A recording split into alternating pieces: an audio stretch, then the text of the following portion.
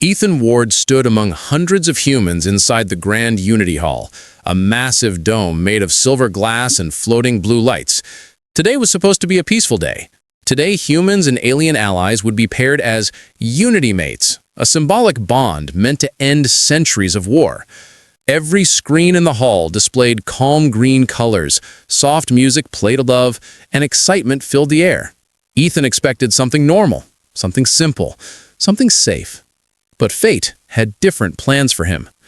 One by one, his fellow humans stepped forward and received their partners. Most were matched with gentle species: healers, scholars, diplomats, caretakers. People laughed, people cried, some hugged their new mates. The hall looked warm, cheerful, and full of hope. Ethan watched the ceremony quietly. He had joined the Unity program out of duty. As a patrol officer, he wanted peace between species. He wanted to see a galaxy where humans were not feared or hunted. He wanted calm, not chaos. But the universe never gave him calm. A glowing white panel appeared in front of Ethan. His name flashed across it. Ethan Ward, match processing. He took a deep breath and waited. The screen stayed green for a long moment. Then, without warning, beep, beep, beep. The screen turned red. The cheerful music stopped. Everyone around him fell silent. Ethan felt the air freeze in his lungs. Red was not normal. Red meant something dangerous, something political, something the officials had not prepared for. Alien guards rushed toward him. Their armor clanged loudly as they formed a circle around Ethan. People stepped back in fear, whispering to each other. What's happening? Why is it red? Is he dangerous? No, someone dangerous must be matched to him. Ethan stood still, confused but alert. His instincts screamed that he was in trouble, but he didn't know why. The hall doors opened. Every alien bowed at once. Ethan had never seen such a reaction. Even the guards lowered their heads. A tall figure entered the hall. She walked like she owned the stars. Her armor was black and silver, marked with symbols of victory. A long blade rested at her waist. Her skin was a deep violet, almost glowing, and her eyes were sharp like burning gold. Her hair flowed down her back in thick braids wrapped with metal rings. Everyone knew her name. Everyone feared her name. Princess Kyla Vora, the Blade Daughter, the warrior princess of the Vora Empire. Unbeaten in battle, trained from childhood to conquer, a symbol of fear and power across 7 systems. And she was looking directly at Ethan.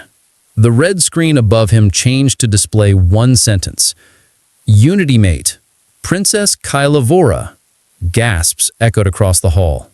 No way. A human with her? That's suicide. She could break him in half. Ethan felt his heartbeat slam against his ribs. This had to be a mistake, a glitch, a wrong file, anything but this. Kyla stopped in front of him. She was taller than him by half a head. Her presence was like standing near a storm, beautiful, powerful, and terrifying at the same time. She studied him without blinking, as if measuring his strength, his fear, and his worth in a single breath. Ethan tried to speak, but his voice disappeared. Kyla's eyes narrowed slightly. Then she leaned close, so close he could feel the cold metal of her armor and the heat of her skin. Her voice was quiet, deep, and dangerous. You are mine now, human. Do not run from me. Every guard in the hall stepped back in shock. No alien princess had ever spoken such words to a human. No warrior would ever claim a human mate willingly. Humans were seen as soft, weak, unfit for elite bloodlines. Ethan swallowed hard. I think there's a mistake, he said softly. Kyla straightened, her face unreadable. There is no mistake, she said. The bond chose you. Ethan felt dozens of eyes staring at him, some with pity, some with fear, some with jealousy. What bond? He whispered. Kyla tapped the glowing symbol on her wrist. The royal match algorithm, she replied. It analyzes mind, strength, future potential. It never chooses wrong. Ethan could not believe it, But why me? Kyla turned her head slightly, her golden eyes studying him again. That is what I intend to discover. Two guards stepped forward as if to guide Ethan away, but Kyla raised her hand. Touch him and you die. The guards instantly backed away. Ethan felt a chill. She was not joking. She would kill anyone who came between them, and she had the power to do it. Kyla looked at him again. This time there was something different in her expression. Not anger, not threat, curiosity. She said quietly, "You fear me." "Anyone would," replied Ethan honestly. A small, strange smile curved on her lips. It wasn't warm, but it wasn't hostile either. "Good," she said. "Fear keeps you alive." She stepped closer. "But do not fear the wrong things." Ethan blinked. "And what is the wrong thing?" Kyla leaned close again, her voice low. She said, "Fear those who forced this match, not me." A cold shiver ran through him. Something was very, very wrong, and Kyla knew it. She extended her hand toward him. "Come, human, your life has changed. You are no longer part of their world, but mine." Ethan looked at her hand, at the guards, at the terrified crowd, at the red screen above him. Then he slowly placed his hand in hers. The hall shook with whispers. The strangest match in the galaxy had just begun.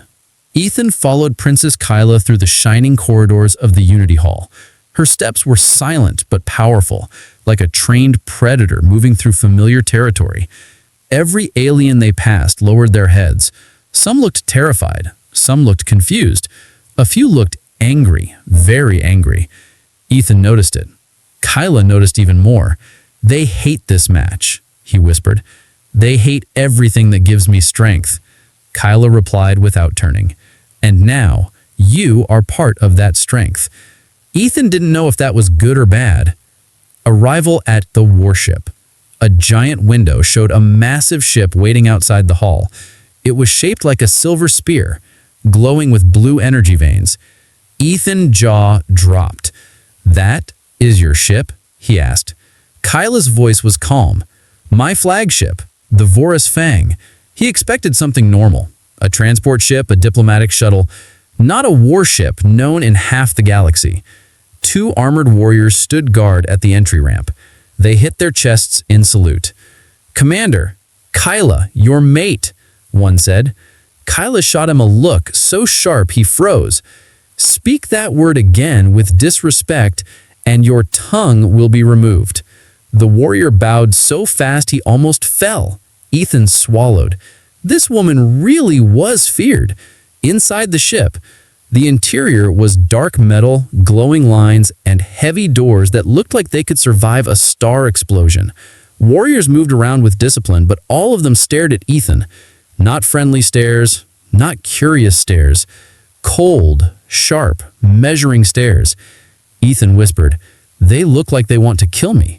Kyla corrected him with a straight face. "They want to test if I care enough to kill them first."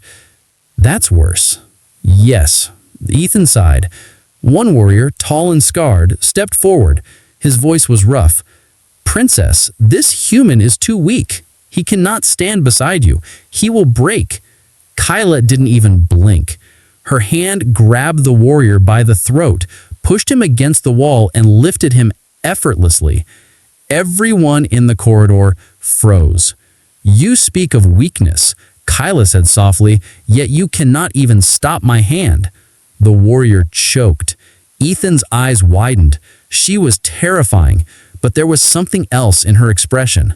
Something protective. Kyla dropped the warrior. He fell to his knees. She turned to Ethan. "No one harms you," she said, "not while I breathe." That line hit Ethan harder than the threats. Why was she so protective already? He barely knew her. Private chambers.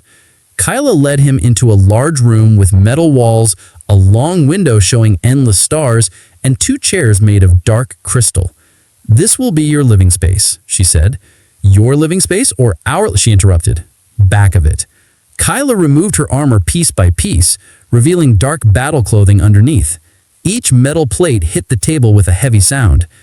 Ethan tried not to stare, but Kyla noticed. Her golden eyes softened slightly.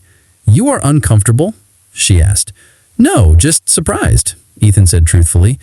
"Why?" Kyla tittled head. "Explain. You're different from what I expected." Kyla turned away for a moment, her expression unreadable. "I am careful with weapons that matter." Ethan blinked. "I'm a weapon? You may become one, or a weakness. I do not know yet." That did not help. The first test.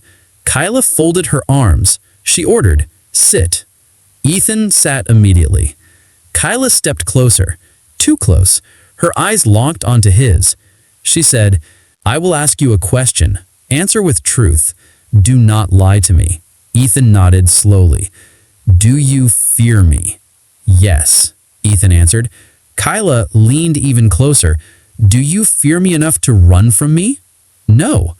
Her eyes widened a little. The royal archive stayed silent long after the High Lord's message faded. Ethan felt the weight of the words sink into him slowly, like ice crawling down his spine. He was no longer just a human patrol officer. He was a target, a threat, a piece on a board he didn't understand. But Kayla understood it perfectly.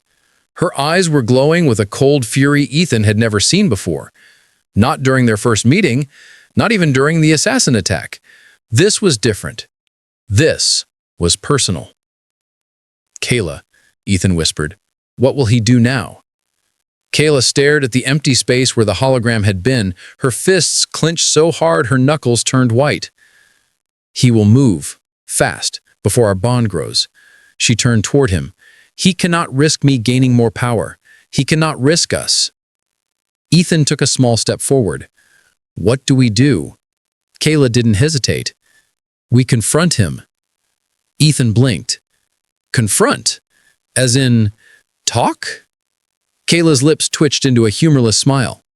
"No, talking time is finished." The journey to the throne. The Vora's Fang changed course immediately. Commanders reacted with silent fear when Kayla announced her destination, the Royal Citadel, heart of the Vora Empire, home of the High Lord Council. Warriors whispered in corners. "She is going to challenge them. Does she want a death sentence? This human has poisoned her thoughts." Ethan heard every whisper. Kayla ignored all of them. She walked the ship like a storm wearing armor. Ethan followed her, always a step behind, always aware he was walking into danger. But something inside him refused to turn back. Maybe fear, maybe duty, or maybe it was something else, something growing between them like a quiet fire. When the ship reached the Citadel's landing bay, Ethan looked out the window and felt his breath catch. The Royal Citadel wasn't a building. It was a mountain of black metal, rising from the planet's surface, surrounded by storms of purple lightning. Its walls curved like massive blades stabbing into the sky. Ethan whispered, "It looks alive." "It is," Kayla said. "It responds to the ruling bloodline." Ethan felt a chill. "Will it respond to you?" Kayla's voice was soft but steady. "Yes, but the council will not." Walking into the trap. As they entered the Citadel, warriors lined the hallways. They didn't bow. They didn't greet Kayla. They simply stared, their weapons ready. Kayla walked without fear. Ethan tried to match her confidence, but his heart pounded hard. The Citadel felt wrong. Too quiet, too tense. Kayla stopped in front of the throne chamber doors. "Stay behind me," she said. "No," Ethan replied. Kayla turned sharply. "This is not your fight." Ethan met her eyes. "It became my fight the moment they tried to kill me." For a moment, Kayla's expression softened, softer than Ethan had ever seen it.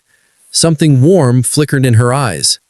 Then it vanished, replaced with battle focus.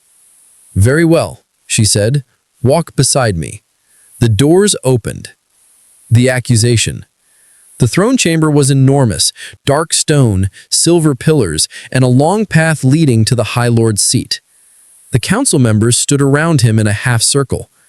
The High Lord himself wore heavy ceremonial armor, marked with royal bloodlines.